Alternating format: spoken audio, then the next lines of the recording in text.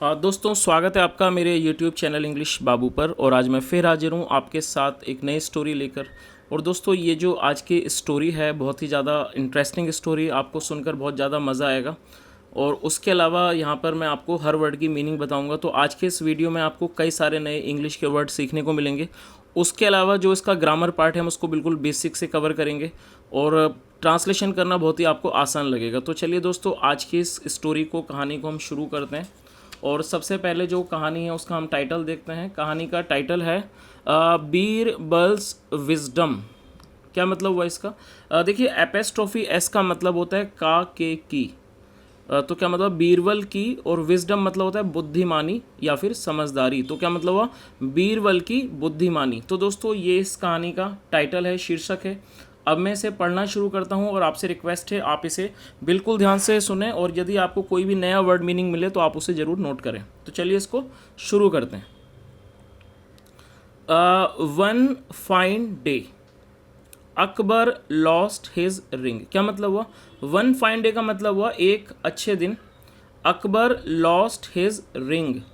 दोस्तों ये जो वर्ड है लॉस्ट, ये लूज की सेकंड फॉर्म है जिसका मतलब होता है खो देना। और मैं आपको बताना चाहूँगा ये जो स्टोरी है ये पास्ट इंडेफिनिट में है। और पास्ट इंडेफिनिट में जब भी हम कोई वाक्य बनाते हैं जो कि अफर्मेटिव से होता है तो वहाँ पर वर्ब की सेकंड फॉर्म का प्रयोग किया जाता है। तो आप इस चीज़ को याद रखें कि जब भी आप पास्ट इंडेफिनिट में कोई वाक्य बनाएंगे तो अफर्मेटिव में आपको वर्ब की सेकंड फॉर्म का प्रयोग करना होता है। तो क्या मतलब हुआ? वन फाइन डे मतलब कि एक दिन अकबर लॉस्ट हिज रिंग, मतलब कि अकबर ने अपनी अंगूठी खो दी। तो लूज मतलब खोना, आप इसकी फर्स्ट फॉर्म नोट कर सकते हैं LOSE, और ये सेकंड फॉर्म है LOST लॉस्ट। अकबर ने अपनी अंगूठी खो दी। When Birbal arrived in the court. Arrive का मतलब होता है आना, और ये सेकंड फॉर्म है। When मतलब कि जब। Birbal arrived in the court, और कोर्ट का मतलब है दरबार। जब बीरबल दरबार में आए। अकबर टोल्ड हिम, अकबर ने उनको या उसे बताया। दोस्तों यहाँ पर ये जो वर्ड है टोल्ड, ये टेल की सेकंड फॉर्म है जिसका मतलब होता है कहना या फिर बताना। तो क्या मतलब हुआ? अकबर टोल्ड हिम, अकबर ने उन्हें बताया। I have lost my ring. क्या मतलब हुआ? दोस्तों जब भी हम हैज़ या हैव के बाद थर्ड फॉर्म का प्रयोग करते हैं तो वो हमारा प्रेजेंट परफेक्ट का वाक्य होता है। तो जब भी आप कोई ऐसा वाक्य बनाना चाहते हैं जो कि प्रेजेंट परफेक्ट हो तो वहाँ पर हैज़ या हैव के बाद लॉस्ट थर्ड फॉर्म आएगी। तो ये लॉस्ट जो है ये सेकंड फॉर्म भी और थर्ड फॉर्म भी है, तो यहाँ पर इसको थर्ड फॉर्म के रूप में प्रयोग किया गया है। क्या मतलब हुआ? I have lost my ring मतलब मेरी अंगूठी खो गई है या फिर मैंने अपनी अंगूठी खो दी है। My father had given it to मी।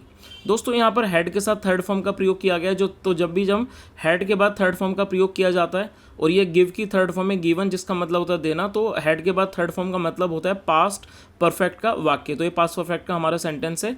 क्या मतलब हुआ? माई फादर मेरे पिता ने, हैड गिवन इट मुझे इसको दिया था। इट जो है वो अंगूठी के लिए यूज़ हो रहा है, टू मी मुझको, एज ए गिफ्ट मतलब कि उपहार के रूप में। तो इस पूरे लाइन का क्या मतलब हुआ?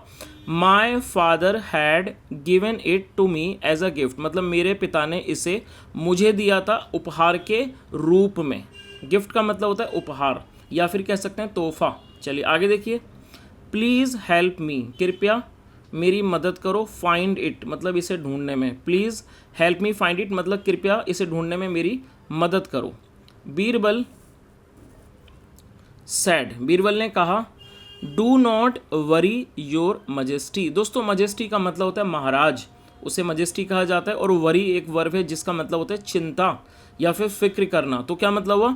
Do not worry your majesty. और दोस्तों ये जो वाक्य है ये एक इम्पेरेटिव वाक्य है। जब भी हम किसी वाक्य के अंदर कोई ऑर्डर वगैरह वाले वाक्य बनाते हैं तो उसे इम्पेरेटिव कहा जाता है, जहाँ पर सब्जेक्ट को यूज़ नहीं किया जाता है। तो क्या मतलब हुआ? उसकी शुरुआत हमेशा ही वर्ब से होती है या फिर नेगेटिव वर्ड से होती है। तो क्या मतलब हुआ?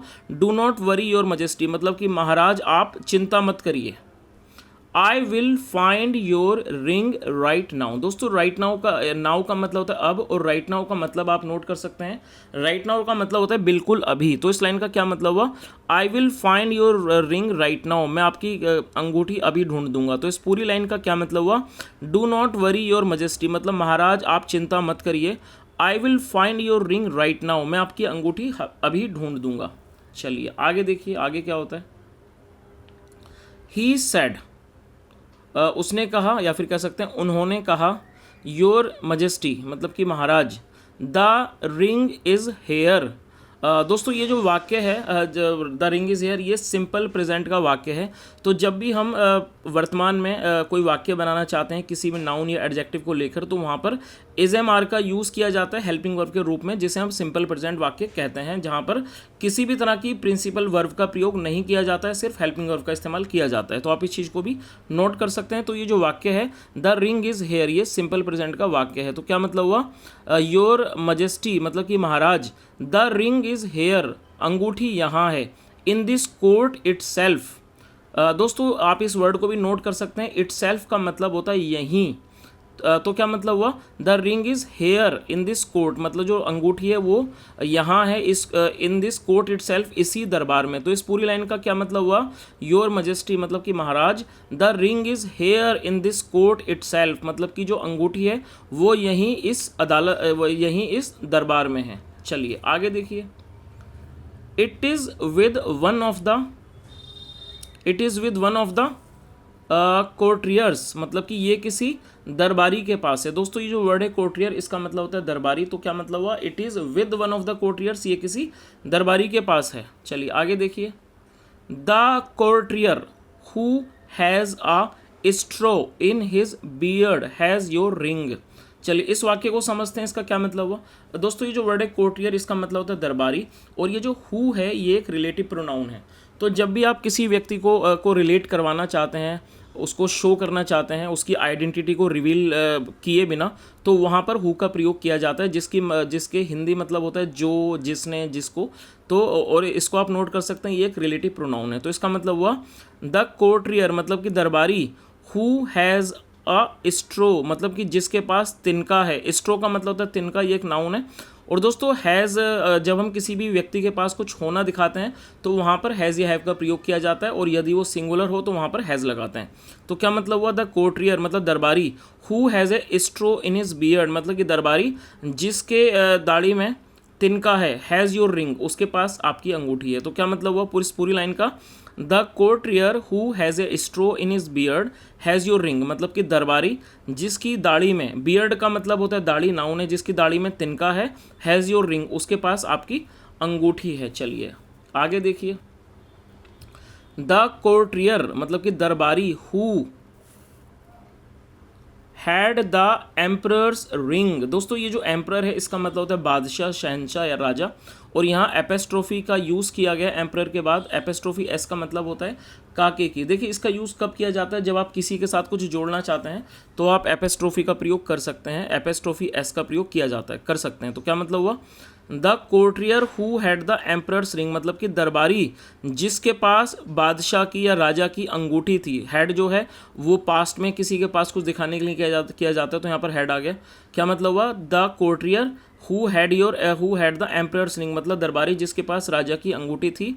वॉज शॉक्ड, ये शॉक्ड एक एडजेक्टिव है जिसका मतलब होता है हैरान, वो हैरान था। एंड इमीडिएटली, दोस्तों इमीडिएटली का मतलब होता है तुरंत। इमीडिएटली मूव्ड हिज हैंड, उसने अपने हाथ को हिलाया। मूव करने का मतलब होता है हिलाना, और ये सेकंड फॉर्म में मूव्ड हिज हैंड, अपने हाथ को हिलाया। ओवर हिज, ओवर का मतलब पर, ओवर मतलब ऊपर, ओवर हिज बियर्ड मतलब उसने अपना हाथ घुमाया या फिर हाथ फिराया, ओवर हिज बियर्ड अपनी दाढ़ी के ऊपर। चलिए आगे देखिए, आगे क्या होता है यहाँ पर, Birbal noticed this act. Notice का मतलब होता है किसी विशेष बात पर ध्यान देना, किसी बात पर उसे नोटिस कहा जाता है, और ये सेकंड फॉर्म है, वर्ब के रूप में प्रयोग किया गया, और ये वाक्य पास्ट इंडेफिनिट का है। बीरबल नोटिस्ड दिस एक्ट, और एक्ट का मतलब होता है कार्य, कृत्य। बीरबल नोटिस दिस एक्ट मतलब हुआ बीरबल ने इस काम को या इस कृत्य को नोटिस किया या ध्यान दिया, ऑफ द कोर्टियर दरबारी की। तो इस पूरी लाइन का क्या मतलब हुआ, Birbal noticed this act of the courtier मतलब बीरबल ने दरबारी की इस हरकत पर ध्यान दिया। चलिए आगे देखिए, ही इमीडिएटली पॉइंटेड, इमीडिएटली मतलब तुरंत, ही इमीडिएटली पॉइंटेड टूवर्ड्स द। दोस्तों पॉइंटेड का मतलब होता है इशारा करना, और इमीडिएटली तुरंत, ही इमीडिएटली पॉइंटेड उसने तुरंत इशारा किया, टूवर्ड्स मतलब की ओर, टूवर्ड्स द कोर्टियर उसने तुरंत मतलब क्या करा, इशारा किया दरबारी की तरफ। एंड सेड और कहा, please search this man. Search का मतलब होता है किसी को कोई खोज करना, तलाशी लेना, प्लीज सर्च दिस मैन मतलब इस आदमी की तलाशी लीजिए। ही हैज़ द एम्परर्स रिंग, यहाँ भी एपिस्ट्रोफी का प्रयोग किया गया, तो क्या मतलब वो काके की, ही हैज़ इसके मतलब कि इसके पास है द एम्परर्स रिंग, राजा की अंगूठी। पूरा मतलब क्या हुआ, he has the emperor's ring, इसके पास राजा की अंगूठी है। चलिए आगे देखिए, Akbar could not understand how Birbal had manage to find the ring. चलिए इसका मतलब समझते हैं, क्या मतलब हुआ इसका। दोस्तों जब भी आप किसी वाक्य में सका सकी सके या पाया पाई पाए लगाना चाहते हैं तो वहाँ पर कुड का प्रयोग किया जाता है, और यदि वो नेगेटिव वाक्य हो तो कुड के साथ नॉट लगाना होता है। तो इस पूरी क्या मतलब हुआ, अकबर कुड नॉट अंडरस्टैंड। और आपको एक और चीज़ याद रखनी है कि जब भी आप किसी वाक्य में कुड का प्रयोग करेंगे तो उसके बाद आपको फर्स्ट होम लगानी है, और अंडरस्टैंड का मतलब समझना। Akbar could not understand, Akbar नहीं समझ सके, हाउ कैसे, बीरबल हैड मैनेज्ड मतलब बीरबल कैसे सफल हो पाए, टू फाइंड पाने में ढूंढने में, द रिंग अंगूठी को। तो इस पूरी लाइन का क्या मतलब हुआ, Akbar could not understand how Birbal had managed to find the ring, मतलब अकबर नहीं समझ सके कि जो बीरबल हैं वो अंगूठी को ढूंढने में कैसे सफल हुए। चलिए आगे देखिए, बीरबल देन टोल्ड, देन का मतलब फिर बीरबल ने टोल्ड बताया, क्या बताया, टोल्ड अकबर को बताया, दैट की अ guilty person is always scared. दोस्तों ये बहुत ही अच्छी लाइन है, और मुझे लगता है ये जो आज की हमारी स्टोरी है इसका जो पूरा सार है या इस कहानी की जो पूरी नैतिक शिक्षा है वो इस लाइन में छुपी हुई है। तो आप इस लाइन को दोबारा से सुनिए। क्या बताया उन्होंने, a guilty person is always scared, guilty का मतलब होता है दोषी और स्केर्ड का मतलब डरा हुआ। तो क्या मतलब हुआ, अ गिल्टी पर्सन मतलब एक जो गुनाहगार आदमी होता है, या फिर जो गिल्टी का मतलब जो दोषी आदमी होता है, पर्सन होता है, इज ऑलवेज स्केर्ड वो हमेशा डरा हुआ होता है। तो इस पूरी लाइन का क्या मतलब हुआ, a guilty person is always scared मतलब कि एक जो दोषी या कह सकते हैं कि जो गुनाहगार आदमी होता है वो हमेशा डरा हुआ होता है। तो इस तरह से बीरबल ने अपनी समझदारी से, अपनी बुद्धिमानी से चोर को बड़ी ही आसानी से पकड़ लिया। तो दोस्तों ये एक छोटी सी स्टोरी थी, और जो स्टोरी का सार है, जो नैतिक शिक्षा है वो भी बहुत अच्छी है। जैसा हमने देखा कि जो चोर की दाढ़ी में तिनका, ये अक्सर आपने सुना होगा।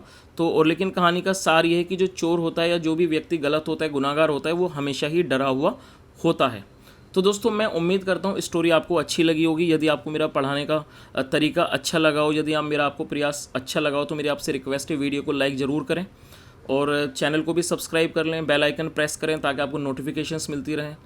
और दोस्तों यदि आपकी तरफ से कोई सुझाव हो तो कमेंट के माध्यम से मुझे ज़रूर बताएं, क्योंकि आपके सुझावों से ही मैं और भी इसको इम्प्रूव करने की कोशिश करूँगा। यहाँ तक सुनने के लिए thank you so much. Have a nice day and bye.